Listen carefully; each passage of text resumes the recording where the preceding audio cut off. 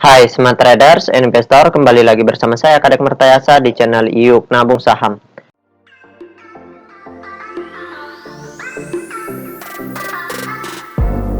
Nah, di episode kali ini kita akan membahas mengenai akumulasi dan distribusi yang di-request oleh Padli CR7. Di sini Mas Padli itu ingin meminta saya untuk membuatkan bagaimana cara membaca akumulasi dan distribusi dari investor besarnya menggunakan data broker summary seperti itu. Oke, kita langsung saja bahas ya.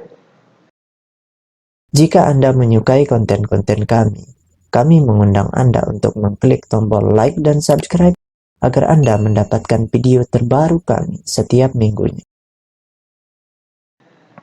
Nah, pertama kita masuk ke aplikasi iPod. Selanjutnya di sini kita klik Broksum. Nah, selanjutnya di sini perusahaan yang akan saya jadikan istilahnya contoh itu adalah perusahaan WIIM Wismilak Inti Makmur ya. Kita ingin lihat selama sebulan terakhir 01.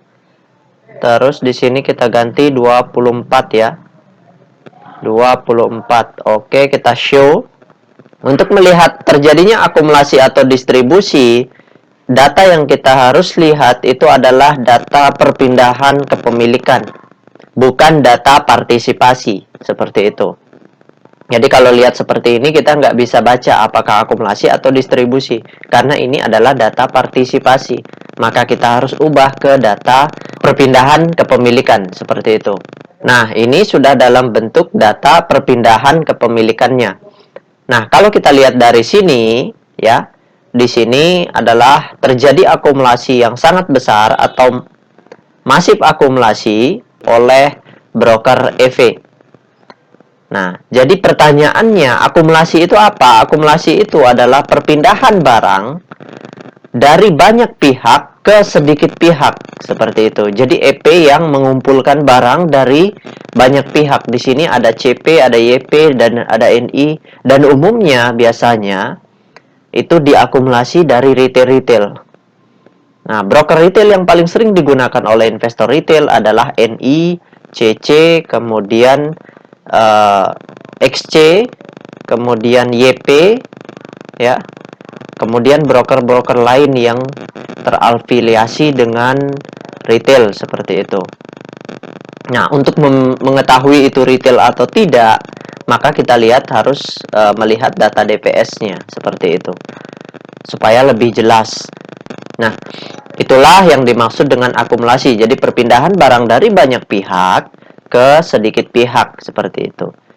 Nah, sedikit pihak ini beberapa orang. Tidak selalu sedikit pihak yang dimaksud itu adalah satu orang. Ya, yang dimaksud sedikit pihak itu adalah kelompok tertentu, mungkin 10 orang saja. Seperti itu. Supir itu umumnya atau investor besar itu umumnya punya kelompok atau ada yang individual. Seperti itu. Jadi yang individual lebih mudah kita ikuti pergerakannya dibandingkan yang kelompok. Seperti itu. Karena yang kelompok biasanya giliran dalam membeli. Nah, akumulasi terjadi seperti ini. Nah, untuk memastikan bahwa ini yang akumulasi adalah investor besarnya, kembali lagi kita harus lihat data DPS-nya. Dari data DPS kita tahu nama-nama siapa yang transaksi di balik broker-broker ini, seperti itu. Makanya yang paling luar biasa, investor yang senior itu adalah investor yang tahu siapa yang transaksi di balik broker ini, seperti itu. Itu umumnya suhu. Kalau pemula biasanya tidak tahu seperti itu, karena jarang sekali orang yang tahu, apalagi untuk mendapatkan data DPS. Karena data DPS adalah data yang paling sulit didapat, butuh koneksi untuk mendapatkannya. Seperti itu. Maka kalau kita tidak punya data DPS, umumnya kan memang banyak investor tidak punya data DPS. Maka dari itu kita harus lihat data peta kepemilikannya. Kalau dari data peta kepemilikannya, kita bisa melihat umumnya untuk perusahaan-perusahaan yang scriptless rasionya sudah 100%. Nah, itu lebih mudah untuk membaca kepemilikan dari investor besarnya atau terjadinya perpindahan barang atau perpindahan saham seperti itu. Nah, perlu kita tambahkan juga bahwa untuk melihat ini kita harus mengecek data korelasinya seperti itu. Karena bisa jadi juga investor besar itu menggunakan sekuritas retail seperti DX, XC seperti itu. Nah, kalau tools Detektor yang saya gunakan itu umumnya memiliki kelemahan di perusahaan-perusahaan yang baru IPO. Seperti itu. Kenapa? Karena data korelasinya belum akurat. Bisa jadi belum terbaca seperti itu. Jadi tidak bisa menggunakan Detektor. Namun bisa dilakukan penghitungan manual. Saya pribadi, untuk rekan-rekan investor, kalau ada yang ingin request perusahaan yang baru IPO, itu umumnya lebih rumit dan lebih sulit. Saya harus melihat dari sisi penghitungan secara manual, seperti itu. Tidak menggunakan Detektor. Kenapa? Karena Detektor tidak bisa membaca data korelasi. Belum bisa, seperti itu. Kalau sudah lama, maka kita bisa lihat data korelasinya. Secara otomatis, Detektor itu akan bisa mendeteksi broker retail yang digunakan oleh investor besar karena menggunakan data korelasi tersebut. Seperti itu. Jadi, umumnya seperti itu. Nah, aksi investor besar itu tidak hanya distribusi dan akumulasi. Nah, jadi ada 5 aksi investor besar. Nah, bagi rekan-rekan investor yang belum tahu, bisa cek video saya di kiri atas ini ya. Seperti itu. Di kanan atas kalau kita perhatikan ini tertulis rekomendasi 5 aksi investor besar, seperti itu.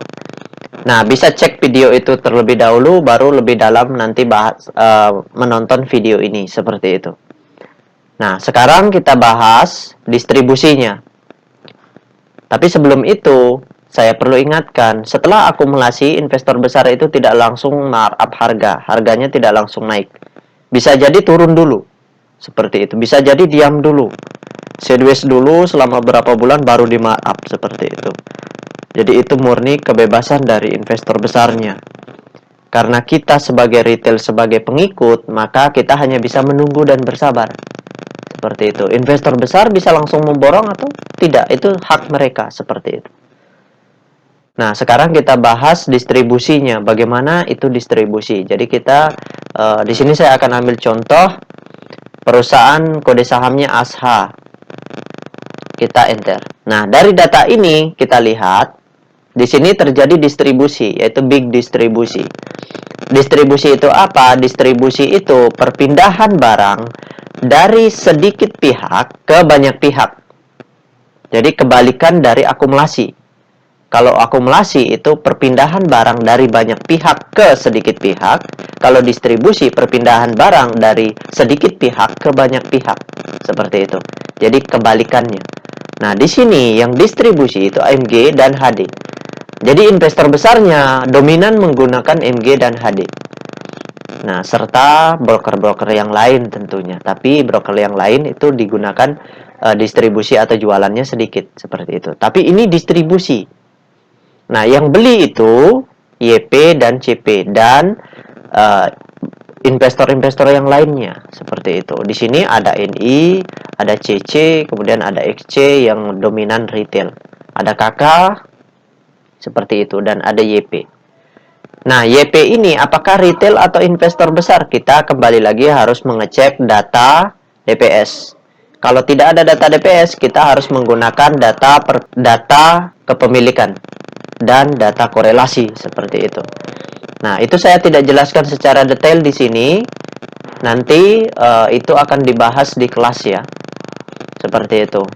Nah, karena umumnya kita itu sebagai edukator harus bisa membedakan mana pengetahuan yang bisa dikonsumsi publik, mana pengetahuan yang sifatnya private hanya untuk kelompok-kelompok tertentu dan orang-orang tertentu. Seperti itu. Semua guru itu memiliki seperti itu. Jadi dia memiliki jurus yang hanya akan diwariskan ke muridnya tertentu. Seperti itu. Karena umumnya murid juga belajar itu ada yang ketika dia belajar, dia merasa langsung tahu banyak gitu. Padahal baru belajarnya semester 1 tapi sudah merasa tahu pelajaran semester 8. Itu yang berbahaya. Kalau murid seperti itu umumnya saya pribadi saya biarkan aja. begitu. Nanti marketlah yang menentukan apakah ia akan berhasil atau gagal, seperti itu. Itulah pesan dari guru saya, bahwasanya murid yang baik, guru yang baik itu hanya untuk murid yang baik. Dan murid yang baik selalu merendah diri terhadap pengetahuan yang belum dia ketahui. Jadi ibaratnya seperti filosofi padi, semakin berisi kita semakin menunduk. Karena kita sadar masih banyak yang belum kita ketahui. Saya pun demikian. Makanya saya selalu mengikuti dan selalu dengan senang hati untuk mengikuti aktivitas dari guru saya, karena saya tahu bahwa beliau itu memiliki pengetahuan rahasia yang mudah-mudahan suatu saat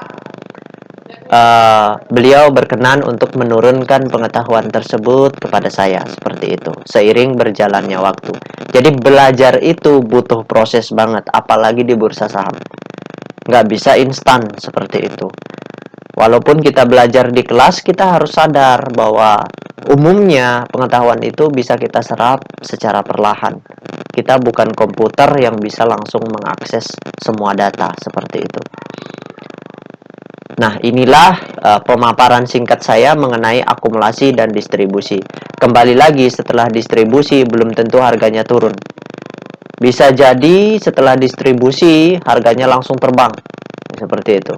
Atau distribusi pada saat harganya naik, itu bisa saja terjadi. Atau distribusi pada saat fase sideways. Jadi kita harus jeli, kita harus belajar lebih dalam mengenai hal ini, seperti itu. Nah, nanti kalau bagi rekan-rekan yang ingin belajar, bisa belajar di kelas saya, seperti itu. Karena nanti saya akan membuka kelas untuk pembelajaran ini. Jadi saya masih menyusun semuanya secara perlahan. Dalam proses penyusunan kelas itu butuh proses seperti itu. Jadi memang tidak bisa instan seperti itu. Nah, itu saja yang dapat saya sharingkan untuk Fadli CR7. Semoga video ini membantu bagi rekan-rekan investor, ya, bisa menerima pembelajaran singkat di video ini. Saya tidak bisa jelaskan secara detailnya karena inilah yang saya bisa bagikan ke forum publik, seperti itu. Baik rekan-rekan investor, see you next time. Salam cuan selalu.